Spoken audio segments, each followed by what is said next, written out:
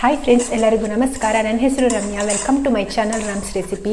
ಮೊದಲನೇದಾಗಿ ನಿಮಗೆಲ್ಲರಿಗೂ ಹೊಸ ವರ್ಷದ ಹಾರ್ದಿಕ ಶುಭಾಶಯಗಳು.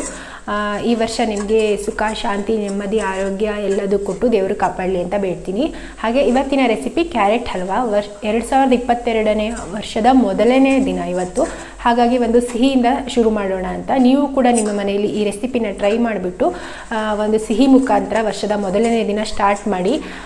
ಆ ಸಿಹಿ ಥರನೇ ನಿಮ್ಮ ಜೀವನ ಕೂಡ ಸಿಹಿಯಾಗಿರಲಿ ಅಂತ ಹೇಳ್ತಾ ಈ ರೆಸಿಪಿ ಸ್ಟಾರ್ಟ್ ಮಾಡೋಣ ಬನ್ನಿ.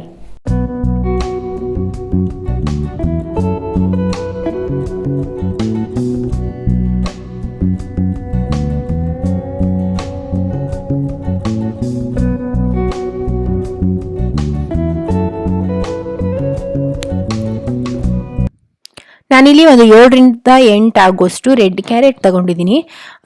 ನೀವು ನಾರ್ಮಲ್ ಕ್ಯಾರೆಟ್ ಕೂಡ ಬಳಸ್ಬೋದು, ಆದರೆ ಈ ಕೆಂಪು ಕ್ಯಾರೆಟ್ನ ಉಪಯೋಗಿಸಿ ಮಾಡೋದ್ರಿಂದ ಕಲರ್ ತುಂಬಾ ಚೆನ್ನಾಗಿ ಬರುತ್ತೆ. ಇದನ್ನು ನಾನು ಸಿಪ್ಪೆ ಎಲ್ಲ ನೀಟಾಗಿ ತೆಗೆದ್ಬಿಟ್ಟು ತುರಿದಿಟ್ಕೊಂಡಿದ್ದೀನಿ. 7ರಿಂದ 8 ಕ್ಯಾರೆಟ್ ಆಗುವಷ್ಟು ಯೂಸ್ ಮಾಡಿದ್ದೀನಿ. ತುಂಬ ಉದ್ದವಾಗಿರುತ್ತೆ ಆ ಕ್ಯಾರೆಟು. ಈ ಕಡೆ ನಾನು ಇನ್ನೊಂದು ಪ್ಯಾನಲ್ಲಿ ಒಂದು 2 ಚಮಚ ಆಗೋಷ್ಟು ತುಪ್ಪ ಹಾಕಿಬಿಟ್ಟು ಅದಕ್ಕಾದ್ಮೇಲೆ ಅದಕ್ಕೆ ಡ್ರೈ ಫ್ರೂಟ್ಸ್, ಗೋಡಂಬಿ ಹಾಗೂ ದ್ರಾಕ್ಷಿ ಹಾಕಿ ಹುರಿದು ತೆಗೆದಿಟ್ಕೊತಾ ಇದ್ದೀನಿ. ಈ ಥರ ನಾವು ಮೊದಲೇ ಹುರಿದು ತೆಗೆದಿಟ್ಕೊಳ್ಳೋದ್ರಿಂದ ನಮಗೆ ಒಂದು ಕೆಲಸ ಕಡಿಮೆ ಆಗುತ್ತೆ. ಆಮೇಲೆ ನೀವು ಹುರಿದು ಬೇರೆ ಪಾತ್ರೆಯಲ್ಲಿ ಹುರಿದು ಸೇರಿಸೋದು ಕೂಡ ಪಾತ್ರೆ ಕೂಡ ಸೇವ್ ಆದಂಗೆ ಆಗುತ್ತೆ. ಹಾಗಾಗಿ ನೀವು ಯಾವುದೇ ಸ್ವೀಟ್ ಮಾಡಬೇಕಾದ್ರೆ ಮೊದಲೇ ಡ್ರೈ ಫ್ರೂಟ್ಸ್ ಹಾಕಿ, ಸಾಮಾನ್ಯ ಇದೆಲ್ಲರಿಗೂ ಗೊತ್ತಿರುತ್ತೆ, ಅದನ್ನು ನಾನು ಹೇಳ್ತಾ ಇದ್ದೀನಿ. ಮೊದಲೇ ಡ್ರೈ ಫ್ರೂಟ್ಸ್ ಹಾಕ್ಬಿಟ್ಟು ಹುರಿದು ಎತ್ತಿಟ್ಕೊಂಡ್ರೆ ಈಸಿ ಆಗುತ್ತೆ. ಅದೇ ತುಪ್ಪದಲ್ಲಿ ನಾನು ಇವಾಗ ಕ್ಯಾರೆಟ್ ಹುರ್ಕೊತಾ ಇದ್ದೀನಿ.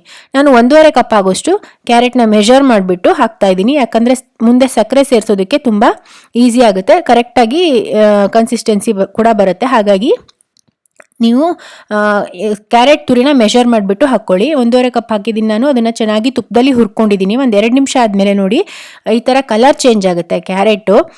ಇವಾಗ ಕರೆಕ್ಟಾಗಿ ಹುರಿದು ಇದು ರೆಡಿಯಾಗಿದೆ ಅಂತ ಅರ್ಥ. ತುಪ್ಪದಲ್ಲಿ ನೀವು ಚೆನ್ನಾಗಿ ಹುರ್ಕೊಬೇಕು ಫಸ್ಟು. ಇದಿವಾಗ ಚೆನ್ನಾಗಿ ಹುರಿದು ರೆಡಿಯಾಗಿದೆ. ಇದಾದಮೇಲೆ ನಮಗ ಕ್ಯಾರೆಟ್ನ ಹಾಲಲ್ಲಿ ಬೇಯಿಸ್ಕೊಳ್ಳೋಣ. ನಾನಿಲ್ಲಿ 2/3 ಕಪ್ ಆಗೋಷ್ಟು ಹಾಲು ಮತ್ತು ಕೆನೆ ಎರಡೂ ಸೇರಿಸ್ಬಿಟ್ಟು ಕ್ಯಾರೆಟ್ನ ಬೇಯಿಸ್ಕೊತಾ ಇದ್ದೀನಿ. ಇದಕ್ಕೆ ನಿಮಗೆ ಯಾವುದೇ ಮಿಲ್ಕ್ ಪೌಡರ್ ಅಥವಾ ಕೋವಾ ಈ ಥರದ್ದೇನೂ ಬೇಕಾಗೋದಿಲ್ಲ. ಬರೀ ನೀವು ಮನೆಯಲ್ಲೇ ಸಿಗುವಂಥ ಇಂಗ್ರೀಡಿಯೆಂಟ್ಸಲ್ಲಿ ಆರಾಮಾಗಿ ಮಾಡ್ಕೊಬೋದು. ಹಾಲಿನ ಮೇಲೆ ಕೆನೆ ಇರುತ್ತಲ್ವ, ಅದು ಸ್ವಲ್ಪ ಹಾಕ್ಬಿಟ್ಟು ನೀವು ಹಾಲು ಹಾಕ್ಬಿಟ್ಟು ಇದನ್ನು ಚೆನ್ನಾಗಿ ಬೇಯಿಸ್ಕೊಬೇಕಾಗುತ್ತೆ. ಅದರಲ್ಲೇ ನಿಮಗೆ ತುಂಬ ರುಚಿ ಕೊಡುತ್ತೆ ಕ್ಯಾರೆಟ್ ಹಲ್ವಾ. ನೀವು ಇಷ್ಟೇ ಹಾಲು ಹಾಕಬೇಕು ಅಂತಿಲ್ಲ, ಸ್ವಲ್ಪ ಜಾಸ್ತಿ ಹಾಲು ಹಾಕಿ ಕೂಡ ಚೆನ್ನಾಗಿ ಕುದಿಸಿ ಅದನ್ನು ಬೇಯಿಸ್ಕೊಬೋದು. ಇವಾಗ ನಾನು ಒಂದು ಲಿಡ್ ಮುಚ್ಚಿಬಿಟ್ಟು ನಾನು 2 ನಿಮಿಷಗಳ ಕಾಲ ಇದನ್ನು ಬೇಯಿಸ್ಕೊತಾ ಇದ್ದೀನಿ. ಇದು ಯಾವ ಥರ ನೀವು ಬೇಯಿಸ್ಬೇಕು ಅಂದರೆ ಹಾಲೆಲ್ಲ ಪೂರ್ತಿಯಾಗಿ ಇಂಗಬೇಕು, ಅಲ್ಲಿವರೆಗೆ ಬೇಯಿಸ್ಕೊಬೇಕಾಗುತ್ತೆ. ಸ್ವಲ್ಪನೂ ಅದರಲ್ಲಿ ಹಾಲಿನ ಅಂಶ ಇರಬಾರ್ದು, ಅಂದರೆ ನೀರಾಗಿ ಹಾಲು ಉಳ್ಕೊಂಡಿರಬಾರ್ದು. ಪೂರ್ತಿಯಾಗಿ ಇಂಗೋ ಥರ ಬೇಯಿಸ್ಕೊಬೇಕು. ನೀವು ಎಷ್ಟೇ ಹಾಲು ಹಾಕಿದ್ರೂ ಪರವಾಗಿಲ್ಲ, ಬಟ್ ಹಾಲೆಲ್ಲ ಈ ಥರ ಇಂಗ್ಕೊಳ್ಬೇಕು. ಆ ಥರ ಬೇಯಿಸ್ಕೊಳ್ಳಿ. ನೋಡಿ ಇಲ್ಲಿ ಸ್ವಲ್ಪನೂ ಕೂಡ ಹಾಲಿಲ್ಲ, ಪೂರ್ತಿಯಾಗಿ ಇಂಗಿದೆ. ಕ್ಯಾರೆಟ್ ಕೂಡ ಚೆನ್ನಾಗಿ ಬೆಂದಿದೆ. ಈ ಥರ ನೀವು ಬೇಯಿಸ್ಕೊಬೇಕು ಹಾಲು ಹಾಕ್ಬಿಟ್ಟು. ರುಚಿ ತುಂಬ ಚೆನ್ನಾಗಿ ಬರುತ್ತೆ ಆವಾಗ. ಈ ಹಾಲಲ್ಲಿ ಬೆಂದಾದ್ಮೇಲೆ ನಾನು ಇವಾಗ ಸಕ್ಕರೆ ಹಾಕ್ತಾ ಇದ್ದೀನಿ. ನಾನು 1.5 ಕಪ್ ಆಗೋಷ್ಟು ಕ್ಯಾರೆಟ್ ತುರಿ ತಗೊಂಡಿರೋದ್ರಿಂದ ಅರ್ಧ ಕಪ್ ಆಗೋಷ್ಟು ಸಕ್ಕರೆ ಹಾಕಿದ್ದೀನಿ. ಇದು ಸಕ್ಕರೆ ಸರಿಯಾಗಿರುತ್ತೆ. ನಿಮಗೆ ತುಂಬ ಸ್ವೀಟ್ ಇಷ್ಟ ಇಲ್ಲ ಅನ್ನೋರು ಅರ್ಧಕ್ಕಿಂತ ಸ್ವಲ್ಪ ಕಡಿಮೆ ಹಾಕ್ಕೊಳ್ಳಿ ಸಕ್ಕರೆನ. ಸಕ್ಕರೆ ಹಾಕಿದ್ಮೇಲೆ ಚೆನ್ನಾಗಿ ಇದನ್ನು ತಿರುಗಬೇಕು. ಇವಾಗ ಮತ್ತೆ ಅದು ನೀರು ಬಿಟ್ಕೊಳ್ಳುತ್ತೆ ಸಕ್ಕರೆ ಹಾಕಿರೋದ್ರಿಂದ. ಮತ್ತೆ ನಾವು ಇದನ್ನು ಚೆನ್ನಾಗಿ ಕೈಯಾಡಿಸ್ಬಿಟ್ಟು ಗಟ್ಟಿ ಮಾಡ್ಕೊಬೇಕಾಗುತ್ತೆ.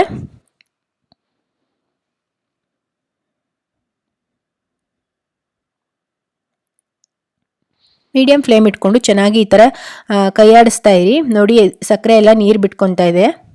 ಇದು ಸಕ್ಕರೆ ನೀರು ಬಿಟ್ಟು ಅದು ಪಾಕ ಬಂದು ಗಟ್ಟಿಯಾಗಿ ನಮಗೆ ಹಲ್ವಾ ರೆಡಿಯಾಗುತ್ತೆ. ಇದಕ್ಕೆ ಮಿನಿಮಮ್ ಅಂದರೂ ಒಂದು 35ರಿಂದ 40 ನಿಮಿಷ ಅಂತೂ ಬೇಕಾಗುತ್ತೆ ಕ್ಯಾರೆಟ್ ಹಲ್ವಾ ಮಾಡೋದಕ್ಕೆ. ನೋಡಿ ಇದು ಸಕ್ಕರೆಯಲ್ಲಿ ಚೆನ್ನಾಗಿ ಕುದೀತಾ ಇದೆ, ಇವಾಗ ಪಾಕ ಬರ್ತಾ ಇದೆ. ಕಲರ್ ಕೂಡ ತುಂಬಾ ಚೆನ್ನಾಗಿ ಬರುತ್ತೆ ಈ ರೆಡ್ ಕಲರ್ ಹಾಕಿ ಮಾಡಿದರೆ.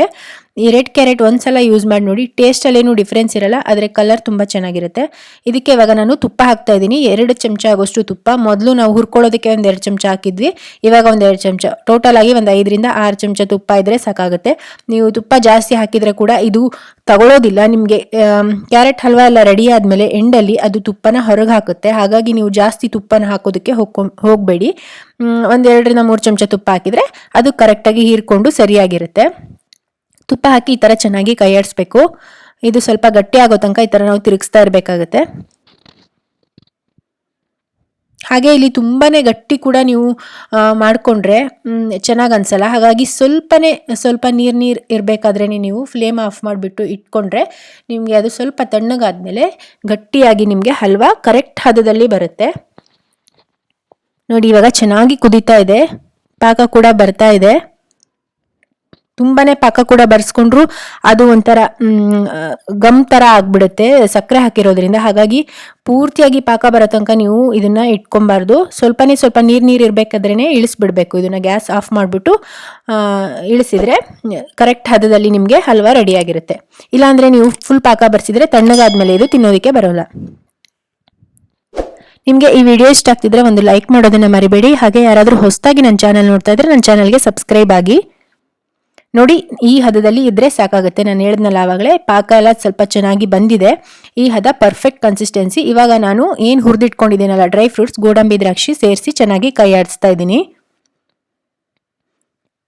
ಇದು ಕ್ಯಾರೆಟ್ ಹಲ್ವಾ ರೆಡಿಯಾಗಿದೆ. ತುಂಬ ಟೇಸ್ಟಿಯಾಗಿರುತ್ತೆ. ಕಲರ್ ಅಂತೂ ಸೂಪರ್ ಆಗಿ ಇರುತ್ತೆ. ಖಂಡಿತ ಇವತ್ತೇ ಮಾರ್ಕೆಟ್ಗೆ ಹೋಗ್ಬಿಟ್ಟು ರೆಡ್ ಕಲರ್ ಕ್ಯಾರೆಟ್ ತಂದುಬಿಟ್ಟು ಮನೇಲಿ ಕ್ಯಾರೆಟ್ ಹಲ್ವಾನ ಟ್ರೈ ಮಾಡಿ ನೋಡಿ, ತುಂಬ ಟೇಸ್ಟಿಯಾಗಿರುತ್ತೆ. ಈ ರೆಸಿಪಿ ಇಷ್ಟ ಆಗಿದ್ರೆ ಪ್ಲೀಸ್ ಒಂದು ಲೈಕ್ ಮಾಡಿ. ಕೆಳಗಡೆ ಈ ಥರ ಥಮ್ಸ್ ಅಪ್ ಬಟನ್ ಇರುತ್ತೆ, ಅದನ್ನು ಪ್ರೆಸ್ ಮಾಡಿದ್ರೆ ನಿಮ್ಮ ಲೈಕ್ ನನಗೆ ಸಿಗುತ್ತೆ. ನೀವು ಸಪೋರ್ಟ್ ಮಾಡ್ದಂಗೆ ಕೂಡ ಆಗುತ್ತೆ. ಹಾಗೆ ಫ್ರೆಂಡ್ಸ್ ಹಾಗೂ ಫ್ಯಾಮಿಲಿ ಜೊತೆ ಕೂಡ ಈ ರೆಸಿಪಿನ ಶೇರ್ ಮಾಡ್ಕೊಳ್ಳಿ. ಯಾರಾದರೂ ಹೊಸದಾಗಿ ನನ್ನ ಚಾನಲ್ ನೋಡ್ತಾ ಇದ್ದರೆ ಸಬ್ಸ್ಕ್ರೈಬ್ ಆಗಿಲ್ಲ ಅಂದರೆ ಪ್ಲೀಸ್ ನನ್ನ ಚಾನಲ್ಗೆ ಸಬ್ಸ್ಕ್ರೈಬ್ ಆಗಿ. ನಾನು ಮತ್ತೆ ಇನ್ನೊಂದು ರೆಸಿಪಿಯೊಂದಿಗೆ ಸಿಗ್ತೀನಿ. ಅಲ್ಲಿವರೆಗೆ ಬಾಯ್, ಟೇಕ್ ಕೇರ್.